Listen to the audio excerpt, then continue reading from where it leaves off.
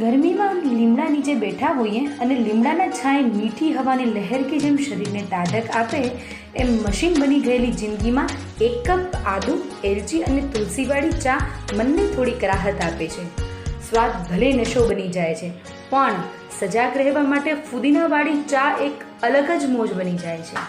કુદરતનો કોઈ પણ, ભલે શિયાળાનો રંગ હોય કે ઉનાળાનો તાપ, ચોમાસાનો ઝરમર વરસાદ હોય કે પછી વાવાઝોડાનો ત્રાસ, 1 કપ ચા જ છે મોજીલા માણસનો અક્ષી ઇલાજ.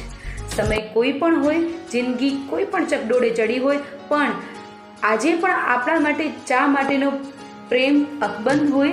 એનાથી વિશેષ આપણે શું બીજા પાસેથી નિસ્બત હોય.